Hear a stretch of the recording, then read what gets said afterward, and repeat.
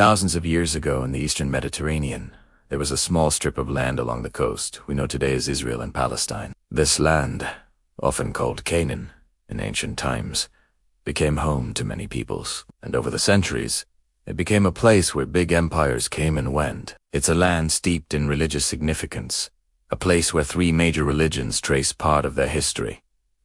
But today, it is a land divided. There are two peoples who both feel they belong here. Both peoples trace their connection to this land back thousands of years. Today's episode is about understanding the modern conflict between Israelis and Palestinians. We want to tell the story of two peoples who both feel they belong to the same piece of land. We will look at the historical roots of the conflict and what has happened in modern times. Thousands of years of history cannot be covered in just a few minutes, so keep in mind that this is just a brief overview. Let us start by looking at the history of the Israelites and how they became the Jewish people of Israel. The story begins with a man named Abraham who lived around 2000 BC. According to the Bible, God chose Abraham and made a covenant with him, promising him and his descendants a special relationship with God in the land of Canaan. Over time, Abraham's descendants, the Hebrews, began to settle in Canaan. They lived there as a collection of smaller tribes. The Hebrew Bible tells the story of how God chose one of these tribes,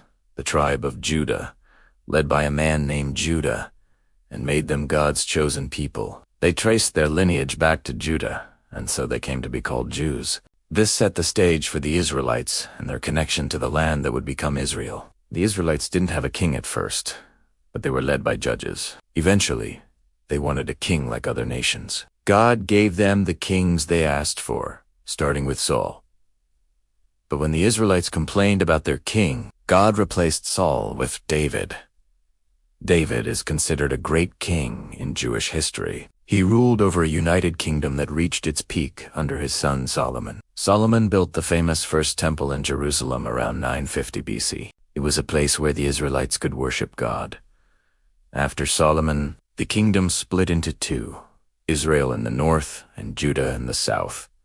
Both kingdoms had their highs and lows. The northern kingdom of Israel was eventually conquered by the Assyrians in 722 BCE, and its people were taken away. The southern kingdom of Judah lasted longer, but in 586 BCE, it was conquered by the Babylonians. They destroyed the first temple and sent many Jews into exile. This period of exile had a big impact on Jewish history. The Jews were scattered, but they still had their faith. In the book of the prophet Isaiah, there's a passage that says, "Return, O captive children of Israel," showing the hope for a return to their homeland. After the Babylonian Empire fell, the Persian Empire took over. King Cyrus, the Great of Persia, allowed the Jews to return to Judah and rebuild the temple. They rebuilt the first temple around 515 BCE.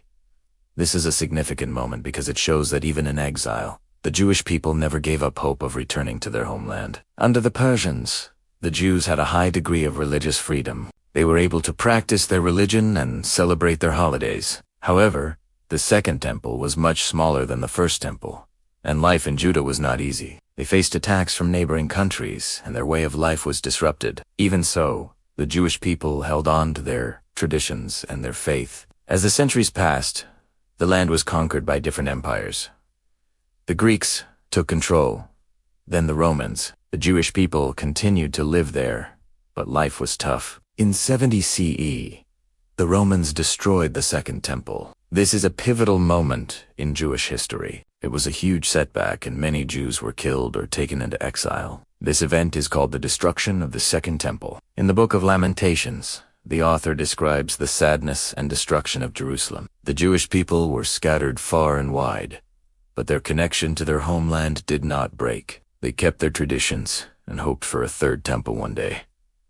Now let's talk about the Palestinians. To understand the Palestinian people, we need to go back in time to ancient Canaan. The name Canaan is important because it's where the story of the Palestinians began. The term Canaan often refers to the ancient inhabitants of the region, the Canaanites, but it was also the name given by the Israelites to the land they inhabited. The Canaanites were among the earliest known inhabitants of the region. Historians believe that the Israelites interacted with the Canaanites when they arrived in Canaan. The Israelite stories include references to the Canaanites, showing that they were part of the cultural landscape. Over the centuries, The identity of the people living in the region changed. Around 3000 BCE, groups like the Canaanites, Philistines, Moabites, Edomites, and Ammonites lived there. Then around 2000 BCE, the Israelites moved in. These ancient groups laid the groundwork for the cultural mix that characterized the region. But the story doesn't end there. Other cultures followed. The region was ruled by various empires, including the Egyptians, Assyrians, Babylonians, and Persians. Then Greek and Roman empires came. When the Romans conquered the region, they renamed it Syria Palestia after the Philistines, who had settled in the coastal area, while the Jewish people referred to it as Judea. Throughout all this, different groups of people lived in the region, including Jews, Samaritans, early Christians, and Muslims. But it's important to remember that despite the changes in rulers, the Jewish people remained connected to the land. They never fully left. Some left and came back. Some stayed throughout, and some were forced out and then returned. Through all of this, the land was called different things by different people. But to the Jews, it was always called Israel, or Eretz Israel, meaning the land of Israel. As Christianity spread, the region became a holy site for Christians. Jesus, who was Jewish, is believed to have been born in Bethlehem. The city of Jerusalem is also where Jesus is believed to have been crucified and resurrected. Over time, Jerusalem became a sacred city for Christians. As Islam grew, the region became part of the Muslim world. Today, Muslims consider it the Holy Land because it is where the Prophet Muhammad is believed to have journeyed to heaven during the night of power and glory. This journey is known as the Miraj in Arabic. When Arab armies spread Islam across the region in the 7th century, Arabici language and culture took root. Most of the people living there came to identify as Palestinian Arabs. Even though the Jewish people stayed in the land, they were now a minority among the Palestinian Arabs.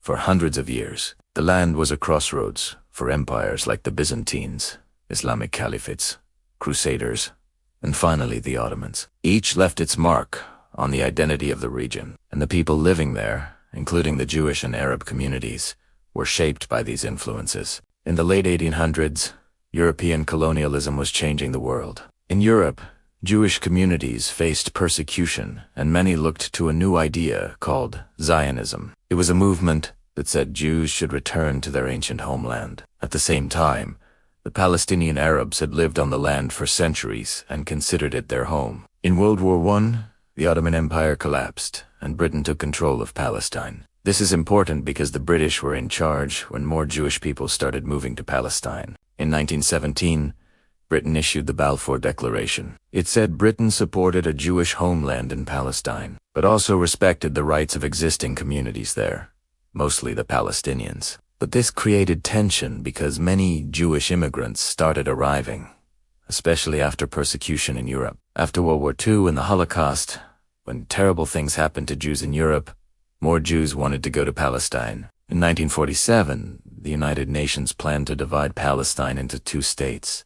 One Jewish and one Arab, was accepted by Jewish leaders, but rejected by Arab leaders. On November 29, 1947, the State of Israel was declared. A few months later, war broke out. Hundreds of thousands of Palestinians fled or were displaced from their homes. This event is called the Nakba, or catastrophe in Arabic. Since then, most Palestinians have lived in refugee camps in neighboring countries, or within the Palestinian territories of Gaza, the West Bank, and East Jerusalem. Israel survived, but the Palestinian people have been without their own state ever since. In the decades since, there have been many wars, peace talks, uprisings, and negotiations. But neither side has been able to claim all the land as their own. Both Israelis and Palestinians have deep ties to the same land. The story of the Israelites, now the Jewish people of Israel, and the Palestinians remains deeply connected to the land that both peoples call home. The conflict continues,